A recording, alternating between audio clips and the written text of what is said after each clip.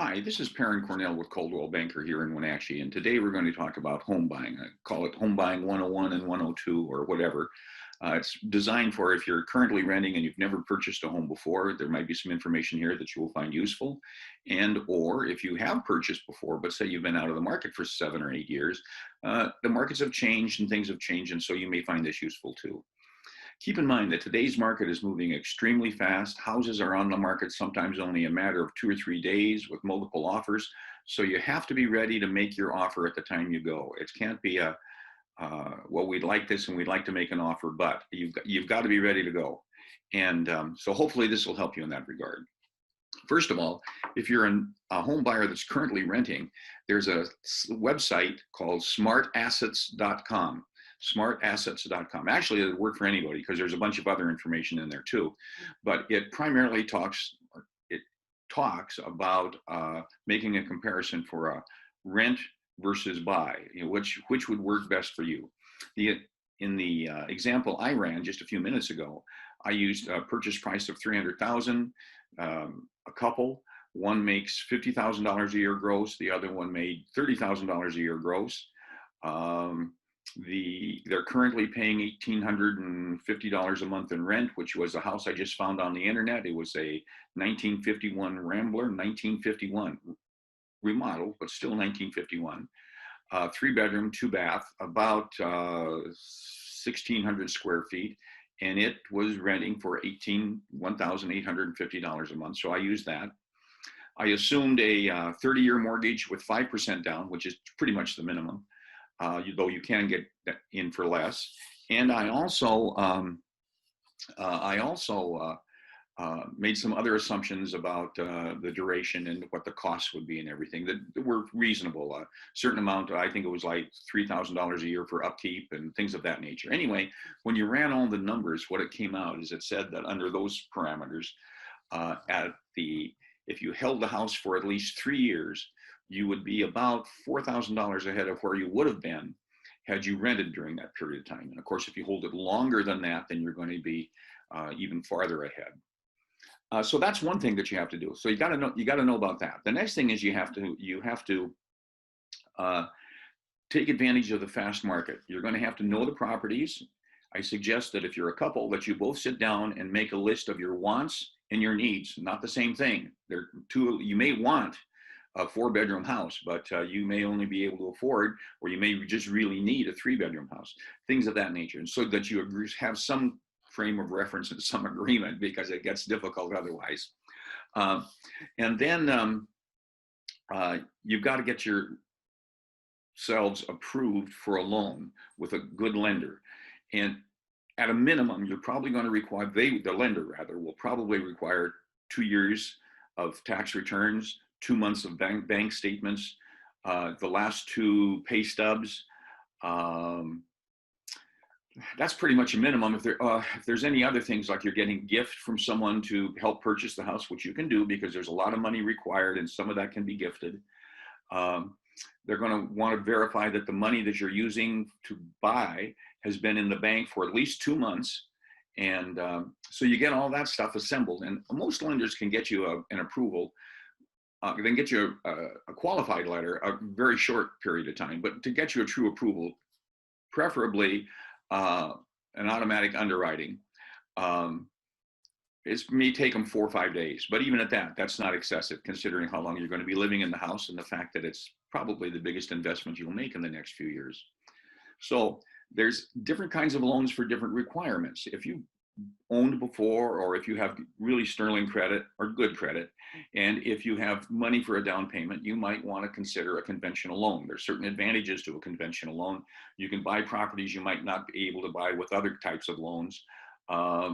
Generally speaking, sellers sometimes look a little more favorably on a conventional loan because there's a little more down payment involved and the inspection or the appraisal requirements aren't quite as strict. However, there are other loans. FHA is a real common one. It only requires a 3.5% down payment. A conventional loan, at least a 5%, well, in some cases 3%, 3 to 5% down payment is minimum for a conventional loan. And then you can go on up to 20 or above. FHA is about 3.5%. If you're a veteran, you can get a VA loan. That's 0 down. It's one of the best interest rates out there, and its qualification is based more on your ability to pay than what you've done in the past. So that's a good one. It's a terrific loan, but obviously it's only available for veterans and certain other special classes. And of course, no down payment. And then there's USDA.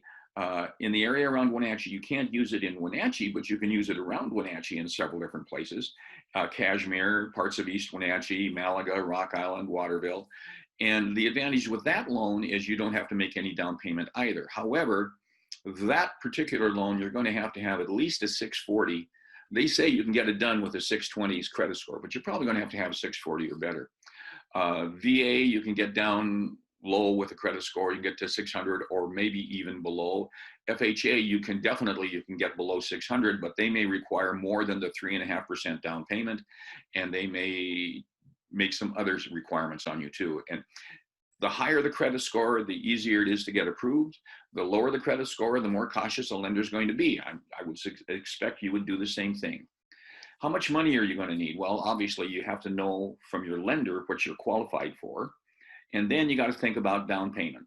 So unless you're a VA or a USDA buyer, you're going to have at least 3%, maybe 3.5% down. So on a $300,000 loan, you're looking at somewhere between $9,000 and $11,000. And if you're going with conventional, you might have to have a minimum of $15,000 just for your down payment. But that's not all. You're going to have money for closing costs. These are the costs that get the loan closed. It's the escrow fee, it's the loan fee, it's the cost of title insurance, other insurance, taxes, and a whole bunch of other things. And in the state of Washington, we even have a $5 technology fee. Why that's not lumped in somewhere else, I don't know. But in any event, it's part of your closing costs. And so you're going to need somewhere around $9,000, maybe $7,000 for your closing costs. So you're looking at, a minimum amount of somewhere between 15 and 20 grand in order to get into the house. Don't let that discourage you. Some of that can be gifted. Someone that wants to give you the money, and it is a gift, they can do up to 3%. In some cases, they can go as high as 6% of the loan amount. So that's one option. Another option is you may be able to get the seller to pay some of your closing costs at closing. Now, they may not want to do that, so you may have to add it onto the loan amount, but that's an option. And of course, the best option of all is you put a little money in the bank and you have it available as soon as you need it. So that's kind of what's going on. That's the initial phases, and that's getting to the start. But you're going to have other money too. You're going to have a home inspection. That's about $475. You're going to have to pay for an appraisal. That could be $700 or so. And then when you move in, what about a new mat for the front door? Or what about a garbage can or a hose? Not just counting the moving expenses like the vans or whatever, however you do it with a rental or whatever you do. I mean, that's an expense too, but there's all these little expenses. So you got to think about those too.